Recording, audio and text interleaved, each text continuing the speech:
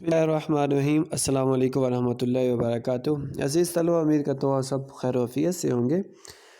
تو ہم نے جو آن لائن تعلیم کا سلسلہ شروع کیا، ہم اسی کی طرف بڑھتے ہیں، اور آج کا جو ہمارا موضوع ہے وہ ہے نظریہ پاکستان کے عناصر۔ ہم نے نظریہ پاکستان کی تعریف پڑھی، اس کے حوالے سے اس کی جو وضاحت ہے مختلف جو ادوار میں مختلف جو رہنماؤں کے حوالے سے وہ ہم نے دیکھی۔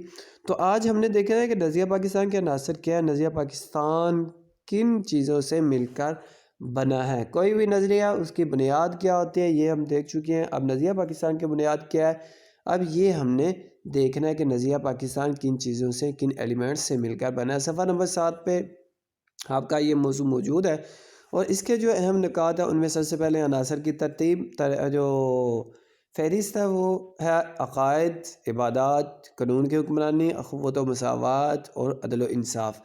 یہ آپ کے وہ عناصر ہیں جن پر نظریہ پاکستان قائم و دائم ہے، جن کی بنیاد پر نظریہ پاکستان وجود میں آیا ہے۔ اور ان میں سب سے پہلے عقائد ہے۔ عقائد سے مراد توحید پر ایمان، رسالت پر ایمان، آخرت پر ایمان، ملائکہ پر ایمان اور الہامی کتابوں پر ایمان لانا شامل ہے۔ تو یہ نظریہ پاکستان کے عناصر ہیں، اور ان میں سب سے پہلا جو عنصر ہے وہ توحید ہے، جو عقائد ہے۔ تو اب ہم عقائد کو دیکھتے ہیں۔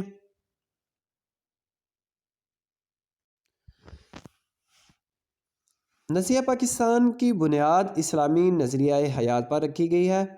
عقائد، عبادات، قانون کی حکمرانی، اخوت و مساوات اور عدل و انصاف نظریہ پاکستان کے عناصر ہیں۔ یہ وہ تمام عناصر ہیں جن کی بنیاد پر نظریہ پاکستان تشکیل پایا، جن پر نظریہ پاکستان موجود ہے۔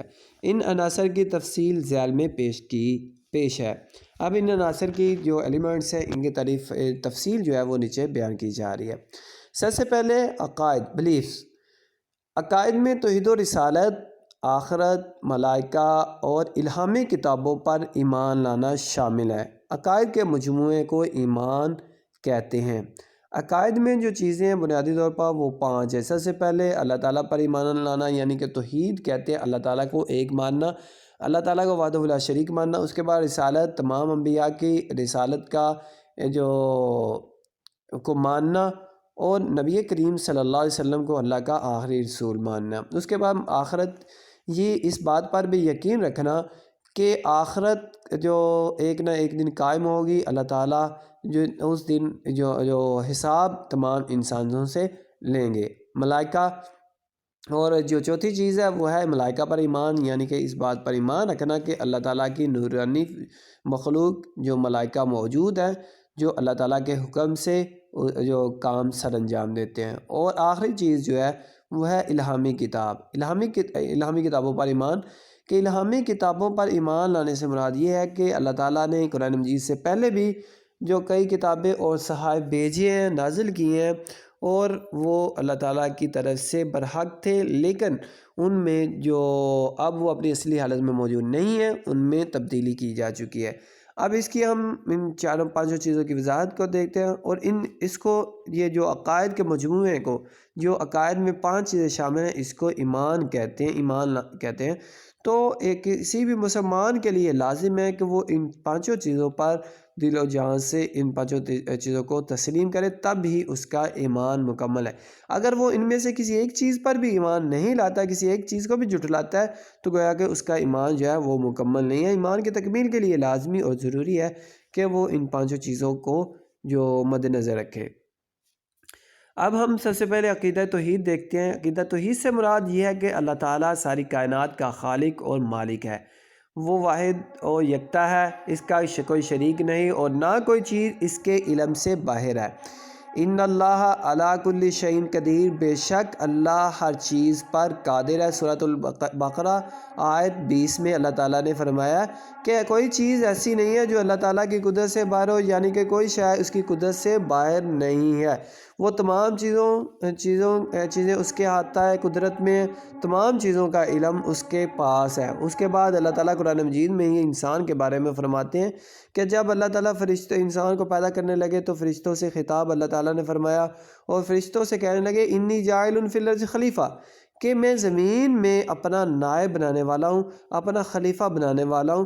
تو یہ سورۃ البقرہ آیت نمبر 30 میں اللہ تعالیٰ نے جو فرمایا ہے۔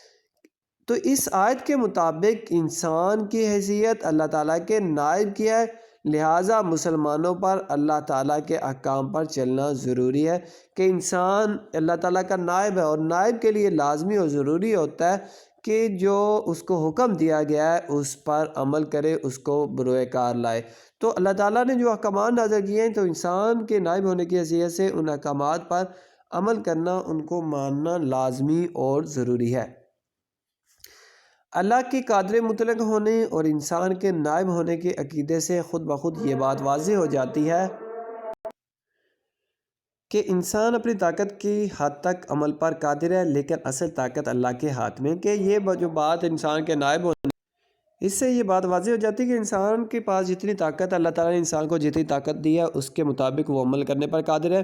باقی جو اللہ تعالیٰ اصل طاقت ہے، اصل قدرت ہے، وہ اللہ تعالیٰ کے ہاتھ میں، اور انسان اپنی طاقت کے مطابق عمل کرے اور نتیجہ جو ہے وہ اللہ تعالیٰ پر چھوڑ دے۔ یہ کہ نہیں ہے کہ انسان اپنے جو عمل کرے اس کے جو نتیجہ وہ بھی خود ہی اخذ کرنا شروع کر دے، ایسا نہیں ہے، بلکہ انسان کا کام صرف اور صرف جو عمل کرنا ہے، اور نتیجہ جو ہے اس کی جزا و سزا ہے وہ اللہ تعالیٰ کے ہاتھ میں۔ اور اس کی بنیاد پر ہم کسی کو یہ نہیں کسی کے جنتی اور جہنمی ہونے کا دعویٰ بھی نہیں کر سکتے، کیونکہ ایسا جو حق ہے وہ اللہ تعالیٰ کو ہی حاصل ہے، انسان کو حاصل نہیں ہے۔ اس کے بعد آ جاتا ہے عقیدہ رسالت۔ عقیدہ رسالت کا مطلب تمام رسولوں پر ایمان لانا۔ دائرہ اسلام میں آنے کے لیے لازم ہے کہ رسالت کو دل و جان سے تسلیم کیا جائے اور کسی اعتبار سے بھی اس میں شک و شبہ نہ کیا جائے، کہ اگر انسان مسلمان ہونا چاہتا ہے، اسلام میں داخل ہونا چاہتا ہے، تو اس کے لیے لازمی ہے کہ عقیدہ رسالت کو دل و جان سے تسلیم کیا جائے، اور یہ مانا جائے کہ تمام انبیاء جو اللہ تعالیٰ نے تقریباً 1,24,000 بھیجے ہیں وہ اللہ تعالیٰ کی طرف سے برحق ہے، وہ اللہ تعالیٰ کی تعلیمات کی جو اللہ تعالیٰ کے احکامات کی تعلیم کے لیے آئے ہیں انسانوں کی طرف۔ تو اور یہ اس بات کو بھی ماننا کہ نبی کریم صلی اللہ علیہ وسلم اللہ تعالیٰ کے آخری رسول ہے، اس میں کسی قسم کا کوئی شک و شبہ نہیں کرنا چاہیے۔ قرآن مجید اور اسوہ رسول صلی اللہ علیہ وسلم کو سرچشمہ ہدایت ماننا، اور حضرت محمد صلی اللہ علیہ وسلم کو اللہ کا آخری رسول اور نبی ماننا، اور یہ ایمان رکھنا کہ آپ صلی اللہ علیہ وسلم کے بعد کوئی نبی نہیں آئے گا، عقیدہ رسالت کا لازمی جزو ہے، اور جو اس سے انکار کرے وہ مسلمان نہیں۔ اور اس بات کو ماننا کہ قرآن مجید اور رسول اللہ صلی اللہ علیہ وسلم کے نقش قدم پر چلنا یہی ہدایت ہے، اسی کو اصل ہدایت ماننا، اور نبی کریم صلی اللہ علیہ وسلم کو اللہ کا آخری رسول ماننا، جیسا کہ آپ صلی اللہ علیہ وسلم کی حدیث مبارکہ ہے، لا نبی بعدی، کہ میرے بعد کوئی نبی نہیں آئے گا۔ گویا کہ نبی صلی اللہ علیہ وسلم اللہ کے آخری رسول ہیں، آپ صلی اللہ علیہ وسلم کے بعد کوئی نبی نہیں آئے گا، اور اس بات پر ایمان رکھنا کہ آپ صلی اللہ علیہ وسلم کے بعد کوئی نبی نہیں آئے گا، یہ عقیدہ رسالت کا لازمی حصہ اور لازمی جزو ہے، اور عقیدہ رسالت ایمان کا لازمی حصہ ہے۔ جو اس کا انکار کرے گا گویا کہ وہ اسلام سے خارج ہو جائے گا۔ تو عزیز طلبہ، یہ تھا عقائد سے کیا مراد ہے، اور عقائد میں کچھ باتیں ہیں ان میں آخرت، ملائکہ اور الہامی کتابوں پر ایمان لانا شامل ہے، جیسے کہ میں آپ کو پہلے بھی بتا چکا ہوں۔ تو گویا کہ یہ تمام چیزیں، پانچوں چیزوں پر ایمان آنا، یہ جو دائرہ اسلام میں داخل ہونے کے لیے لازمی ہے۔ آج کی آپ کی جو ڈائری ہے وہ عقائد والا جو موضوع ہے وہ آپ نے یاد کرنا ہے۔ اگلے سبق تک کے لیے اللہ حافظ۔ اپنا بہت سارا خیال رکھیے گا، اپنے ملک و ملت کے لیے زیادہ سے زیادہ دعائیں کریں تاکہ اللہ تعالی ہم سب کو جو اپنے حفظ و امان میں رکھے، آمین۔